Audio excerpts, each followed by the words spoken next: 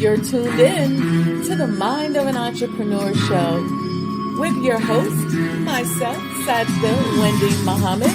I am a multi-million-dollar business developer. I have developed business and real estate around the world, and I want to share with you my mental strategies, my technical strategies, and how I made it in the world of business. So I don't teach theory. I tell you about my life and introduce you to people who can also share with you what they've done to become successful. This is a practical show. This ain't a theory show. You don't want to miss it. So stay tuned.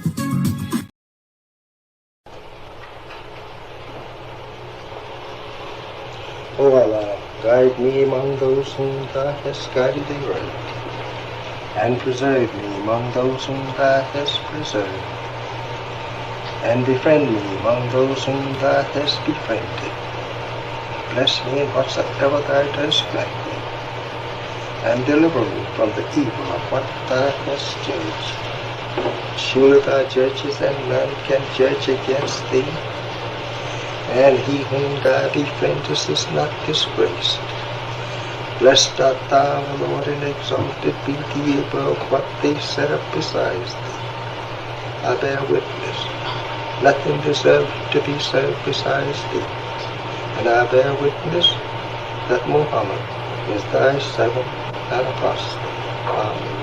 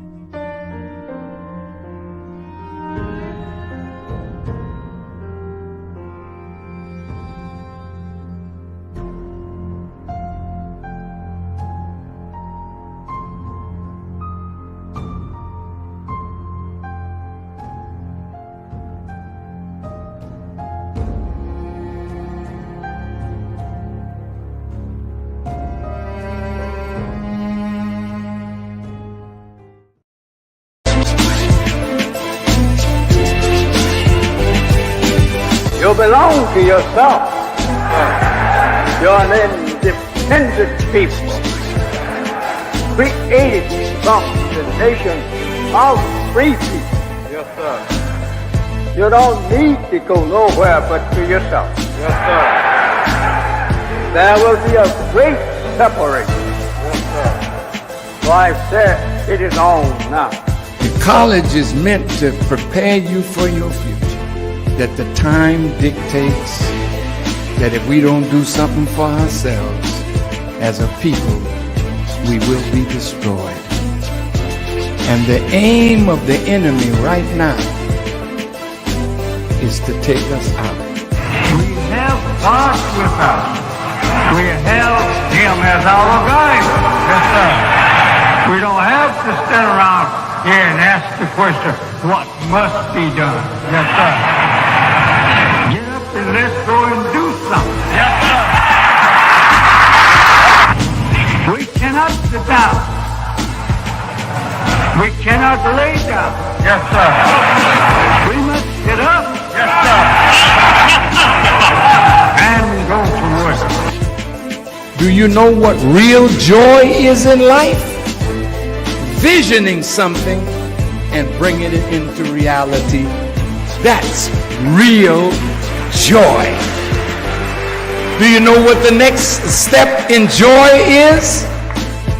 Behold how good and how pleasant it is for brethren to dwell in unity. Tonight, you need to fasten your seatbelts. We're going to hear from some of the greatest minds in the world.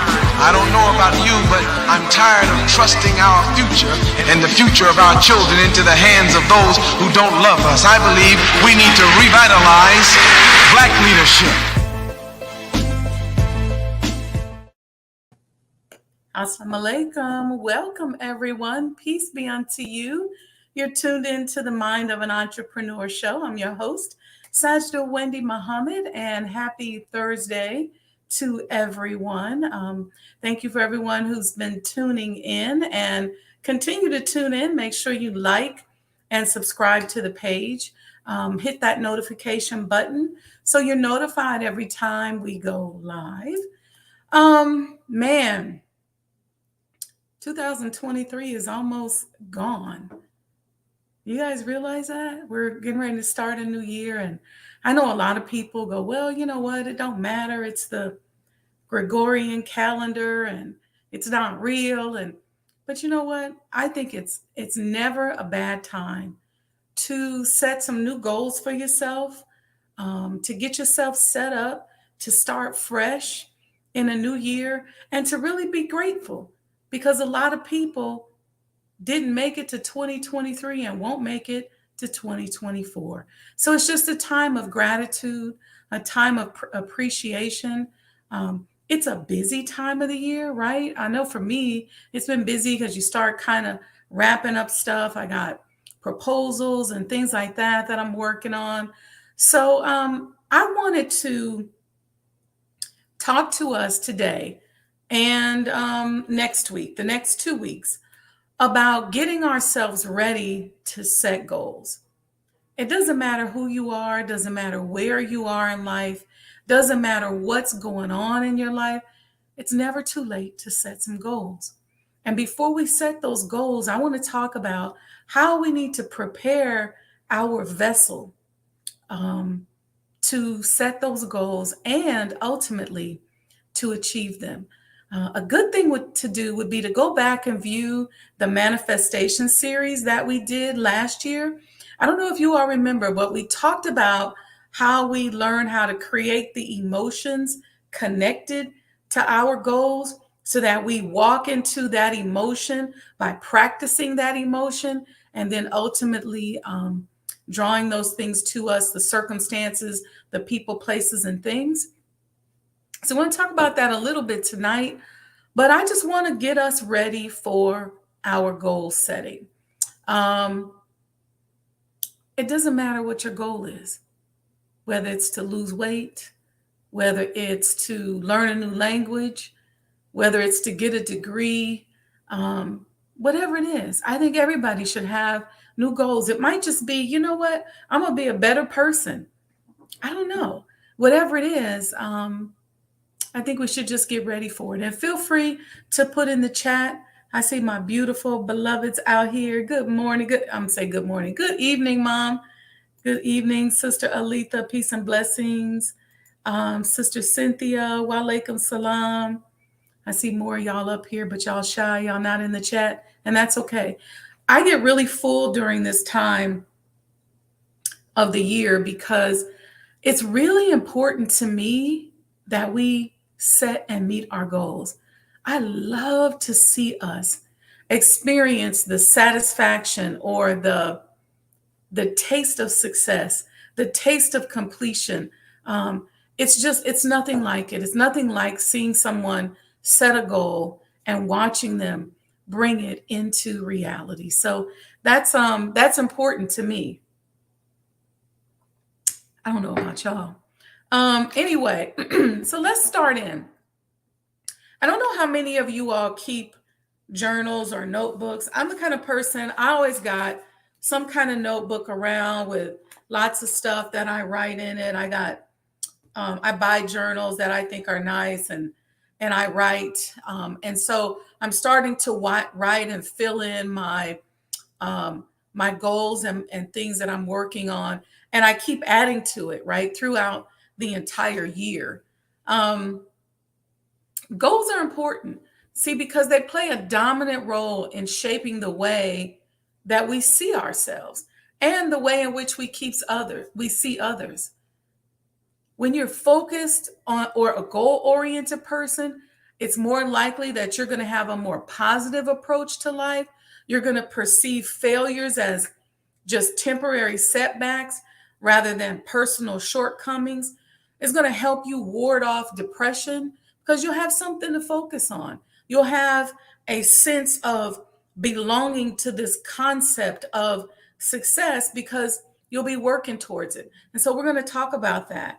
The great Tony Robbins, who is a world famous motivational speaker and coach, he said that setting goals is the first step towards turning the invisible to visible. And I want to put that in the chat. Turn the invisible to visible. Turn the invisible to visible. I want you to just visualize that for a minute. Something you want, it's out there, it's esoteric, it's not visible yet, but you want to be able to then see it, taste it, touch it. You want it to be tangible.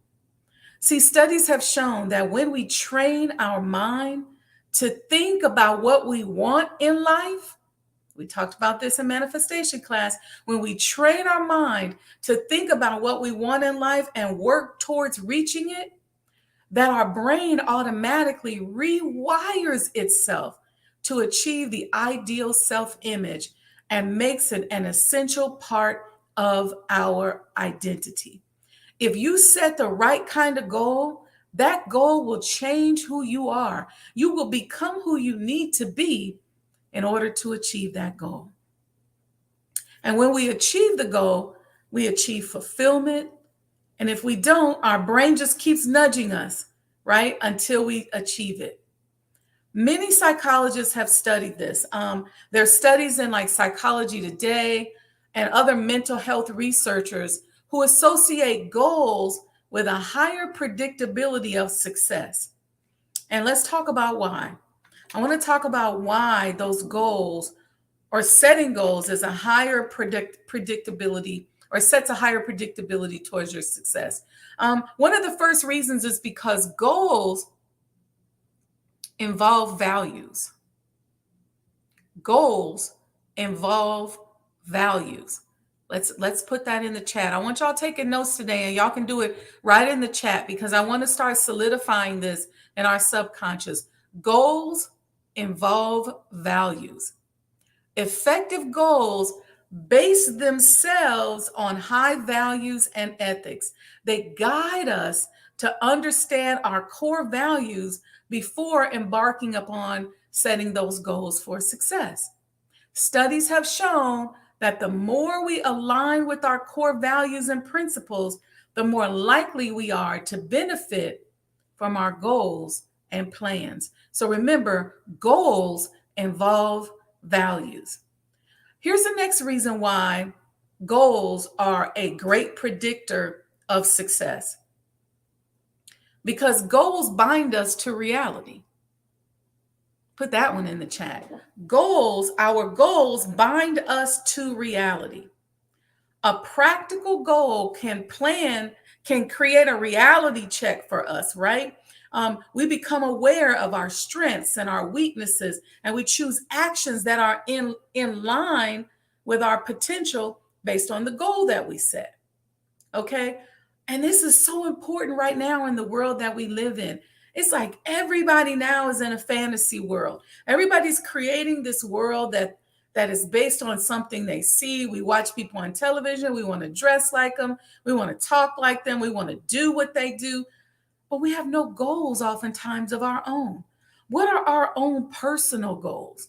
And then if you have your own personal goals, when you're watching someone else's reality, you'll be less likely to be swayed to try to adopt their reality, and you'll be more likely to adopt and develop your own reality. So our goals bind us to reality. Here's the next reason why it's a great predictor of success. Goals call for self-evaluation.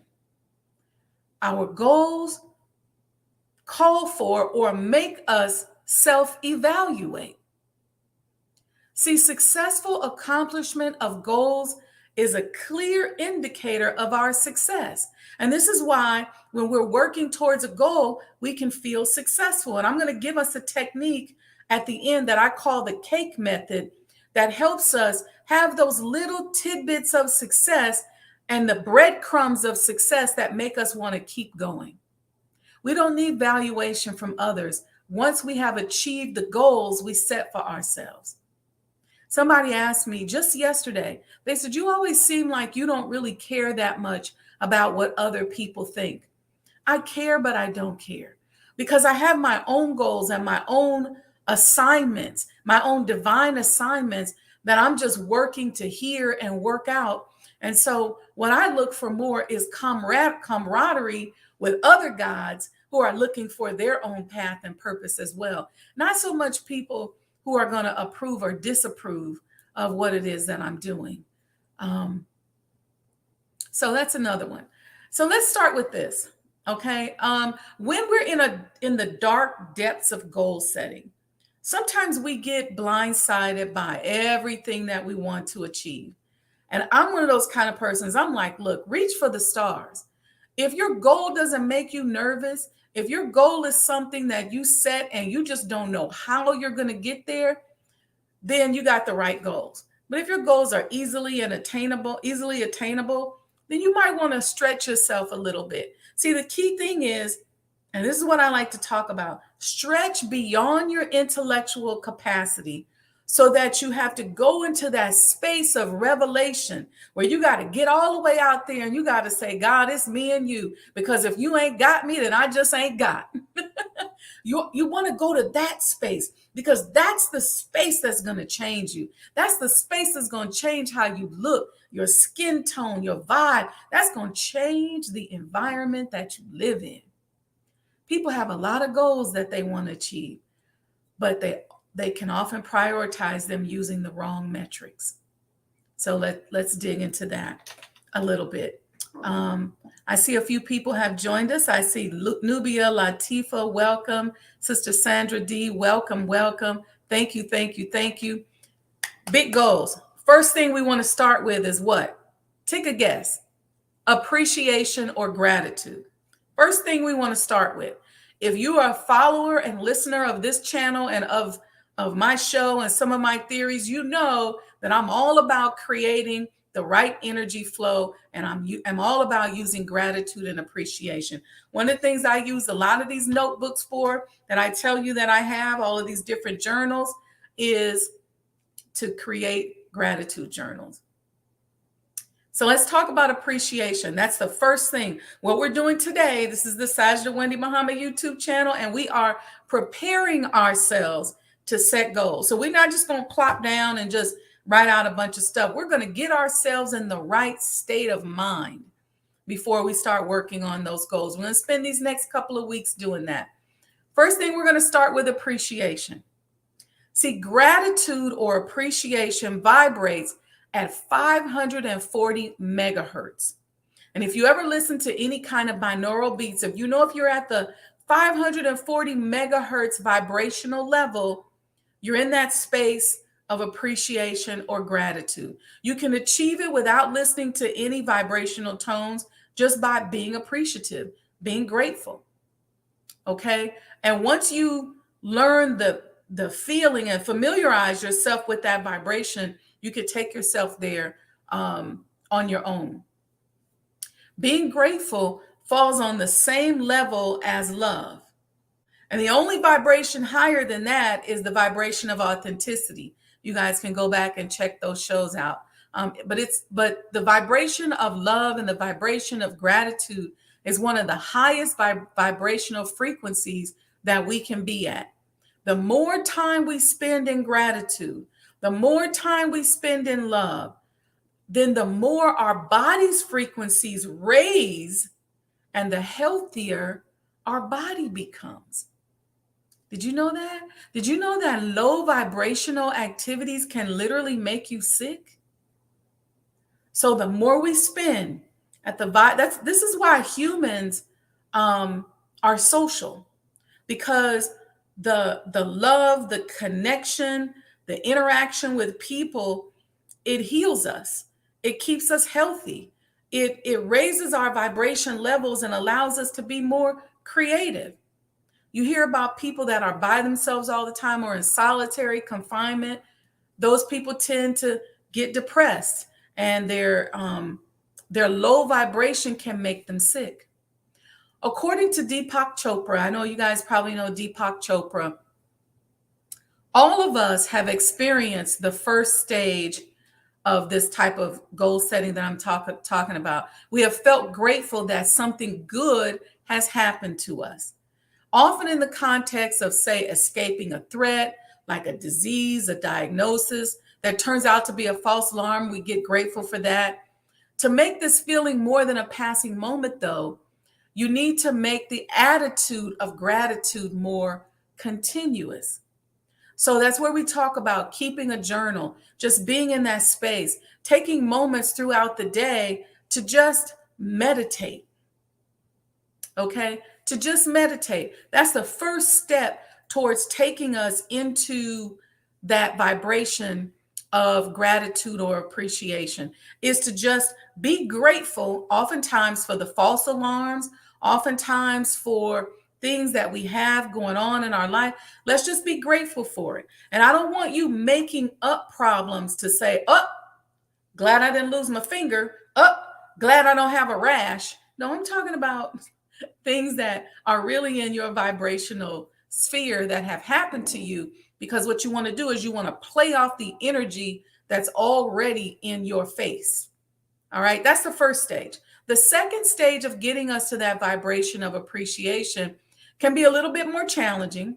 It's hard to do sometimes, but I want you to reach out to someone or reach out to somebody else, especially because it's hard, because people think that opening up and expressing their appreciation can make them vulnerable. It's easier to stay inside of your shell. But when you express gratitude to someone, an emotional bond is formed. And emotional bonding is one of the key traits of truly happy people. Some of the earliest mind-body studies showed how loneliness and isolation, which is the very opposite of bonding with others, has led to decreased health and a higher risk of mortality. They even say that weight gain has a lot to do with the lack of human bonding. Now it's time to reverse our focus and emphasize the positive side of the equation, putting emotional bonding high on our list of self-care. So, even if you don't make it a big point, maybe you're not ready to just start calling people up on a list and saying, I appreciate you. Do it in the moment. If somebody calls you, say, you know what, I appreciate you calling me. If somebody holds the door open, say, you know what, thank you for holding the door for me. Somebody fixes your car, say, you know what, thank you for doing a good job. Somebody waits on you at a restaurant, give them an extra tip. Sometimes I'll just give somebody a big tip or a big compliment, because I want them to experience that high, because I know, guess where that high is coming back? It's coming right back here. So I'm doing this. Even if I was like, oh, okay, I didn't spend that much on my dinner, and I thought I was going to spend $100 and I only spent 30. I don't just go, okay, hey, if the service was good, I tip. I share with people how I appreciate them. I thank people. And so you want to make that a part of your lifestyle. You all know that here on the show, I'm part of me showing my gratitude just for who I am and for the ability to reach my own goals. I want to help you all. I want to give. I want to let each and every one of you know how grateful I am for your continued support. Each and every one of you who are always in the chat. Each and every one of you who give on Cash App, who say, hey, let me give $5, $10. I appreciate that. And every $1, every $5, every $10 or more that comes in, I stop and I thank Allah for you, because it's important for me to stay in that vibrational flow. And the last way to keep ourselves in that flow is the most powerful, because it changes our futures. And when your gratitude leads to showing more sympathy, less judgment, and greater appreciation for life itself, you are setting the stage for years of positive reinforcement. You want this to just become a habit. That's really what that's saying. Create a habit of gratitude and just thank people.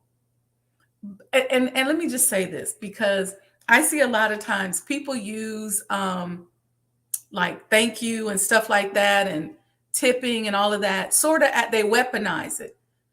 So you see somebody and let's say they hold the door for you and you say, thank you. Y'all know people who do that, where they say thank you, but it just sounds nasty. Use your voice and create a vibration inside of yourself. We're getting into the science of it. Create a vibration inside of yourself that feels good, so that when you say to that person, thank you. Thank you for holding the door for me.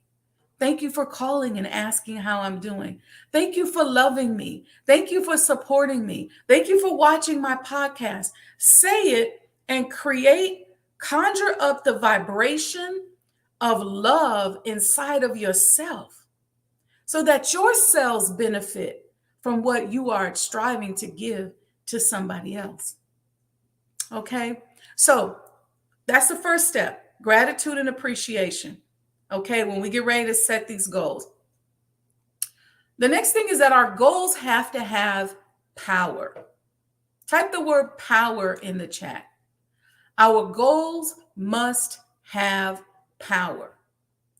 And you have to decide which goals align with your most powerful state of being. And so that's why I'm always telling you, practice a certain emotional state. So when you thank somebody, when you are grateful for somebody, even if you think about them, or even if you talk to them, feel it inside of yourself. Feel it right up in here. Feel that love, and then say thank you.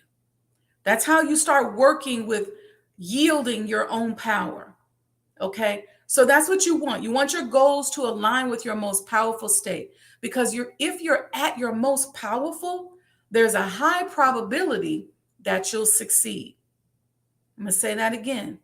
If you're at your most powerful, there's a very high probability that you'll succeed. And this is often what we call in the emotional intelligence world as your flow state. FLOW state. F like Frank, L like love, OW state. Your flow state. Okay. What is your flow state? You all always see me demonstrating it with the hands. We give when we want to receive. How do we flow? If I'm an athlete, what's going to put me in the flow state? Do I put the headphones on backstage before I go on stage? Do I sing? Do I jog? What puts me in that flow state before I perform? Well, when we live our lives, we got to work on our flow state.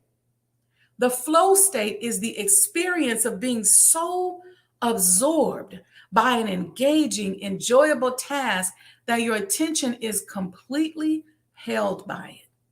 You generally lose sense of time, self-consciousness, and anything that doesn't have to do with the task at hand.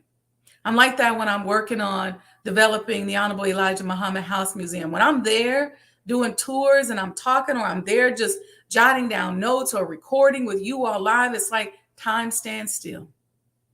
So that's flow state, right? And I'm going to tell you what that is again. It's the experience of being so absorbed by an engaging, enjoyable task that your attention is completely held by it, where you lose sense of time, you lose your sense of self. That's powerful. You know, if you're an athlete or a singer, or you're working on something and you lose yourself, or you lose touch with anything that doesn't have to do with what you're working on. That's your flow state. Most people assume that this is a happy state. Let me say this first. Flow state is the highest form of happiness, where you're so happy that you just lose yourself. And I think it's a good idea to go around and try to find ways to lose yourself, whether you're looking at the ocean or looking at a lake or looking at something that's beautiful, whether it's an animal, a bird, a baby. Find something where you can just lose yourself in the beauty of that thing, that person, place, or thing. This will help you start practicing your flow state. Some people are like that when they just pet their animals. They'll pet their cat or pet their dog and go, it puts me in a flow state. It's a happy state. And most people assume that relaxation is what makes them happy. They say that the way to make yourself old is to constantly consume relaxation and comfort. That you got to make yourself a little bit uncomfortable in order to stay vibrant and alive. That's why working out is good. But a lot of people assume that if I can just relax, I'm happy. And they want to work less and spend more time in the bed. But there's a lot of psychologists. There's an author of a book called Flow State. And he says that most people have this wrong. He says that the best moments in our lives are not the passive, receptive, relaxing times. I'm say it again. The best moments in our lives are not often the passive, receptive, relaxing times. The best moments usually occur if a person's body or mind is stretched to its limits in a voluntary effort to accomplish something difficult and worthwhile. It's beautiful. It's just stretching yourself voluntarily so that you can accomplish something that's very difficult and very worthwhile. Let's talk about how to cultivate our state of flow. Okay, y'all doing all right? Everybody good in the chat? Okay, how do we cultivate a state of flow? Okay, a state is like an emotional state. And one of the things we have to learn to practice, and if you were to book a session with me, an emotional intelligence session with me, I'm going to teach you how to change your state just like that. Because that's important, because we're bombarded by emotional stimuli every single day. Somebody will call you and do something or say something that just gets on your nerve. You got to be able to pop yourself back into your flow state at will, right? If you're about to perform, how do you get yourself in that state of mind? You want to be able to get yourself in that state of mind on a day-to-day basis. So how do we cultivate our flow state? And here are a few key reasons that we need to know in order to consciously cultivate our state. What is our flow state? It's a state, again, of intense or immense concentration. It's when you'll often get a lot done and produce a higher quality result. It's while you're in your flow state. Sometimes you can be cleaning up and you just get in a groove. You get in a flow. And next thing you know, you're done and everything looks so beautiful. It's flow state. It creates a powerful sense of clarity. It's a sense of clarity that is so clear that you lose your awareness of the clarity. I'm going to say that again. It's a sense of clarity that is so clear that you will lose your awareness of the clarity. You know exactly what needs to be done without needing to even think about it. You're just flowing. Being in flow removes your normal mental obstacles. So those things that are worrying you, those things that you're afraid of, it dissipates, it disappears. And that's when we're at our most creative. That's when we want to learn how to put ourselves in that kind of state. Stress, worry, lack of concentration, self-doubt, all of that disappears during a flow state. It's an intrinsically ecstatic state of being. It's like being high. It's a high. Okay. Just being in the moment, facing a worthwhile challenge can be highly pleasurable. Okay. That's why. Now here's how. You can't force it. Okay. It comes naturally when certain conditions are met. And right now it's going to seem very mechanical, but I want you to practice it. The challenge or task, it can't be too easy. Okay, it's got to be something that's a little bit of a challenge. Otherwise, you'll get bored, and the boredom, or if you have apathy or you don't really care about it, it'll prevent you from going in the flow state. So you need a bit of a challenge before you can get yourself in a flow state, right? Like running a big race, or singing a big song, or going to a big interview, or taking on a task that's daunting. Something that's big where you don't know what you're going to do can help you get into your flow state.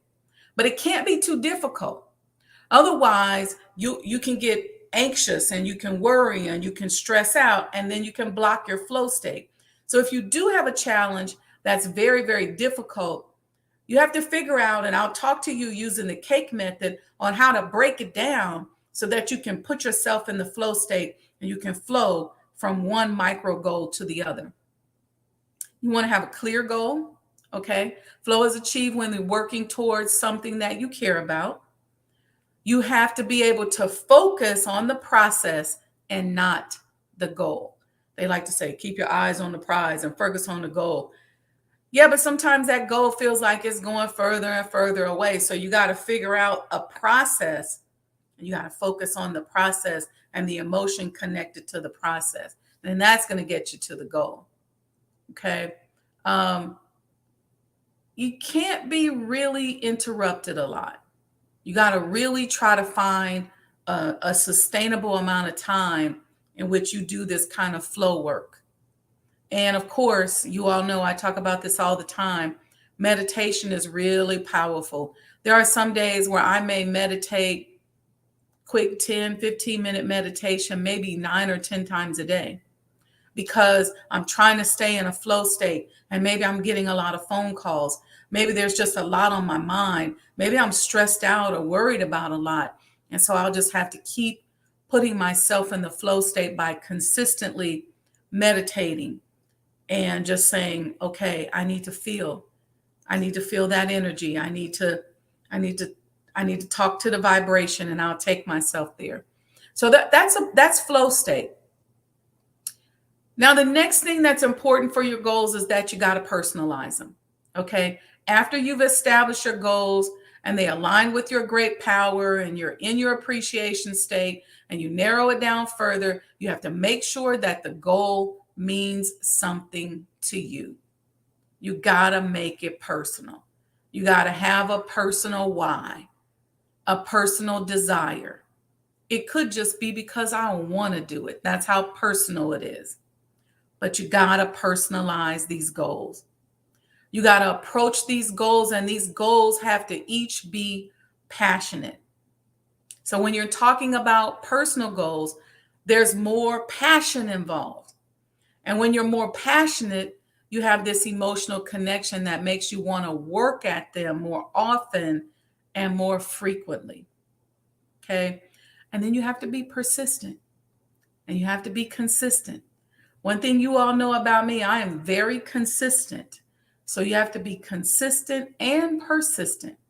When our goals align with our passion, it feeds back into our power. And the success or progress we experience when working towards goals that align with our greatest power naturally helps us to become more persistent in our efforts. Okay. The last thing I want to talk about today is what I call the cake method. You can type that in the chat, the cake method. And while I'm talking about the cake method, if you have any questions, put those in the chat as well. But the cake method is like this. Let's say you have a goal, okay? And the cake, a whole cake, represents your goal, okay? And a lot of people say, let's say that goal is, I want to be a millionaire. Or let's say that goal is, I want to rent an office space. And the office space is $2,500 a month. Anything. Think of a goal. The goal is the cake. So sometimes when you think about where you are now, that goal of being a millionaire, that $2,500 a month rent in your retail space or whatever it is, becomes so daunting that when you're using your affirmations and you're doing all these things that you think are going to get you there, they're pushing you further and further away because your subconscious mind is going, girl, you know you ain't got $1 million.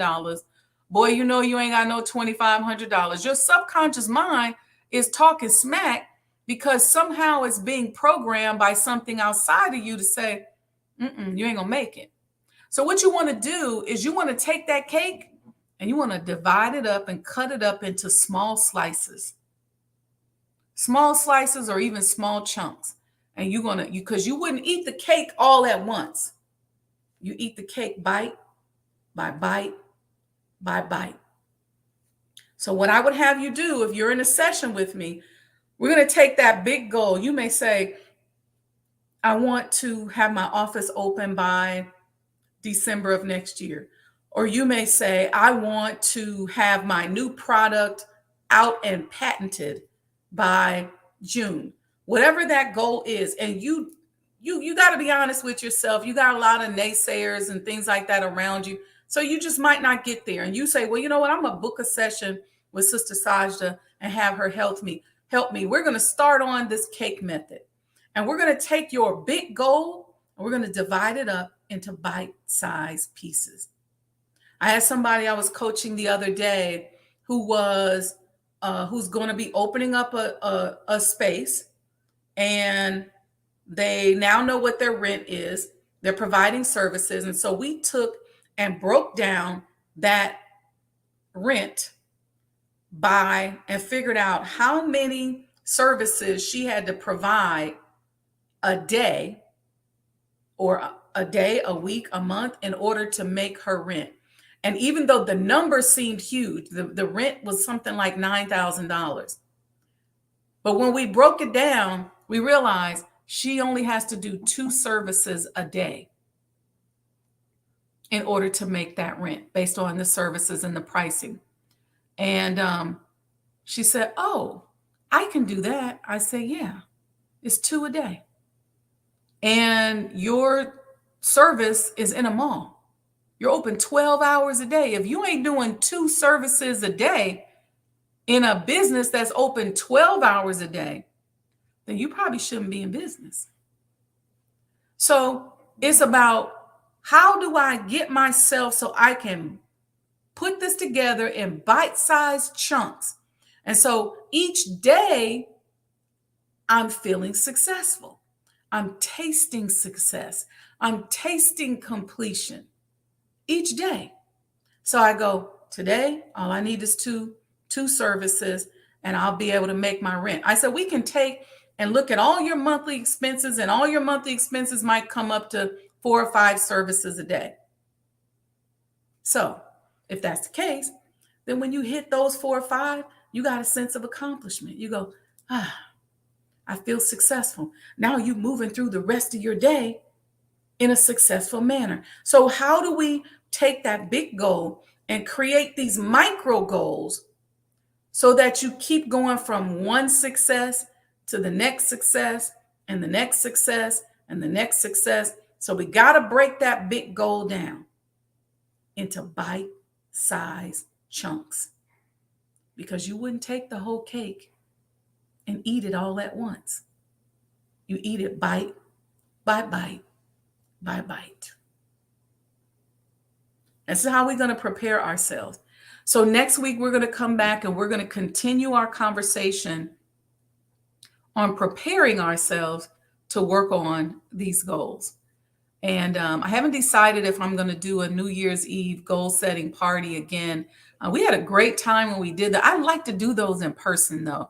So I'm playing around with the idea of doing like a combination of in person and live. So I'll let you all know. I got to decide soon because we only got a couple of weeks, but it'll work out. We'll figure it out. Okay, family. So this was short because I wanted to give you a lot to think about. Start like this. Start with creating flow state inside of yourself. Start with creating flow state. How do you do that? Sister Nubia Latifa just said to me, "Ooh, yes, I remember being at the last one."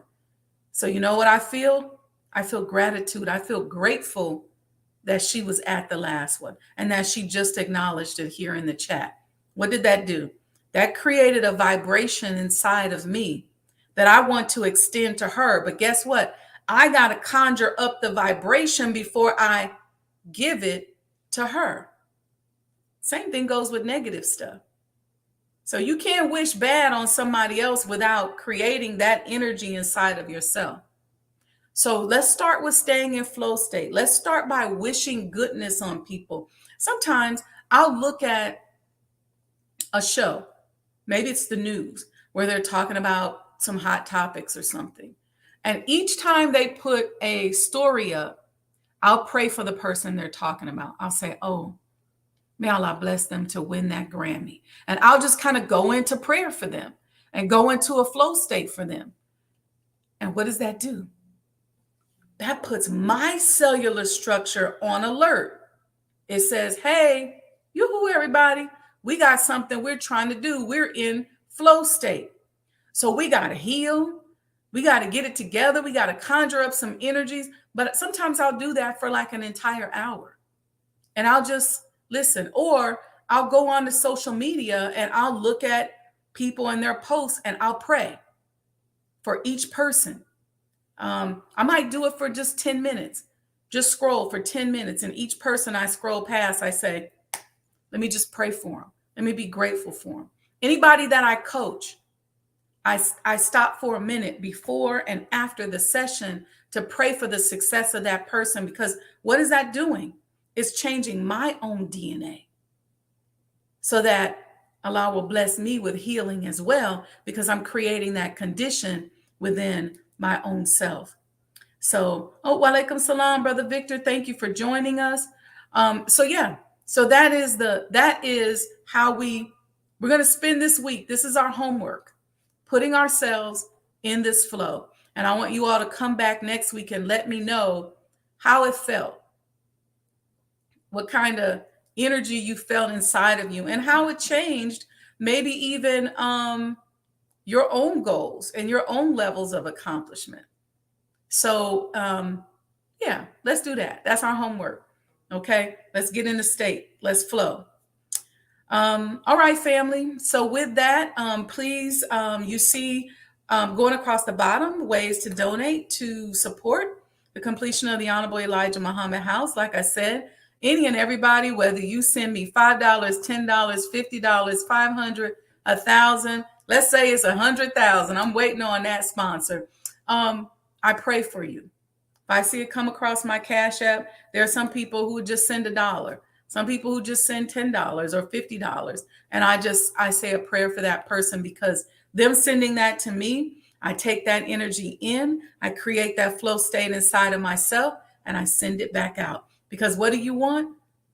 You want money, good homes, friendships, and all walks of life to just flow to you and through you.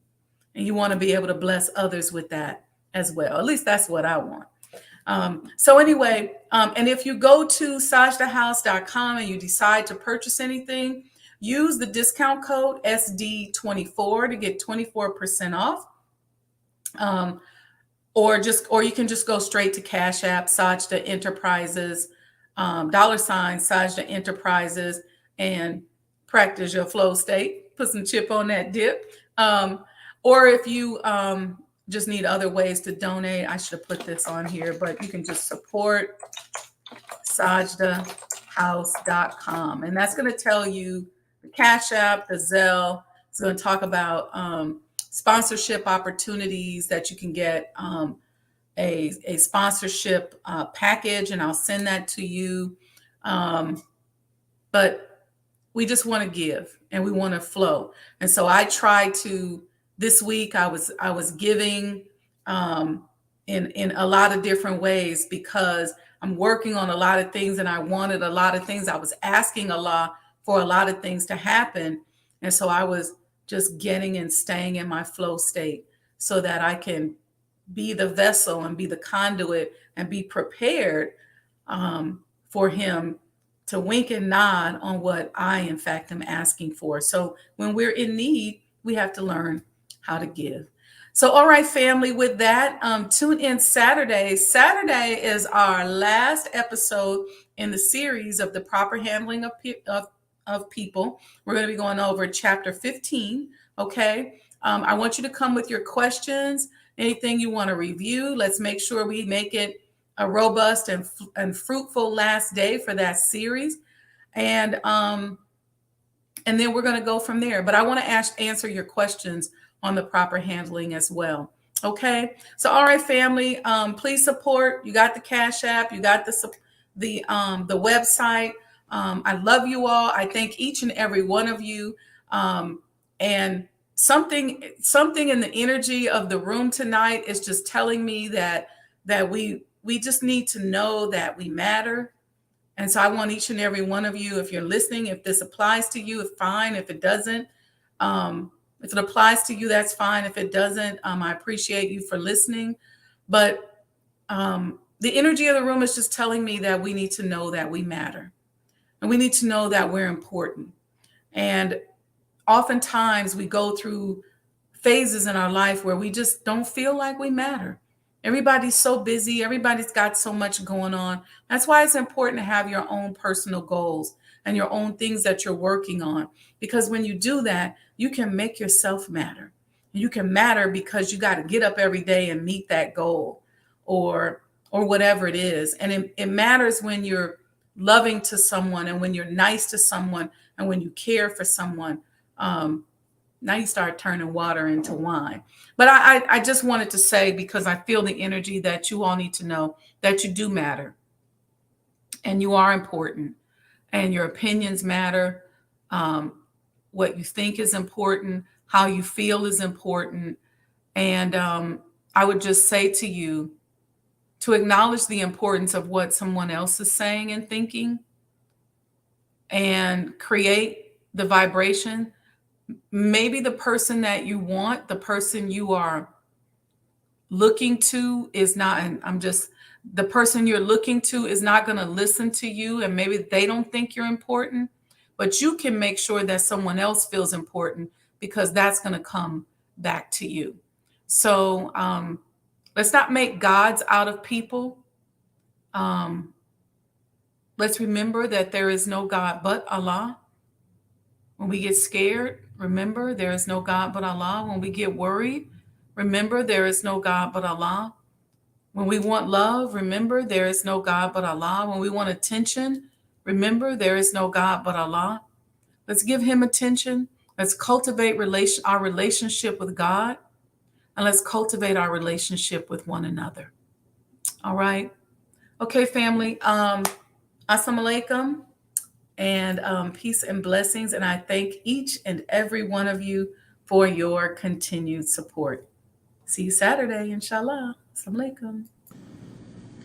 The Honorable Elijah Muhammad, who in my judgment is the master historian, taught us that of all our studies, history is the most attractive, and it is best qualified to reward the researcher. History is most attractive. Why should history be most attractive? Because history is the recorded time of the human family in its struggle to overcome obstacles. There is no life that is without struggle. The Holy Quran teaches us that man, meaning man and woman, is made to face difficulties. And after difficulty comes ease. But it is history that guides us through difficulty. For if you know how people who had difficulty yesterday got through, and if your difficulty is somewhat similar, then today we also can get through if we follow the guidance of history. This is why Carter G. Woodson and many of our black giants fought for black people to know our history. Because in not knowing our history, we don't have a guide. And without a guide, we are lost. No wonder the Bible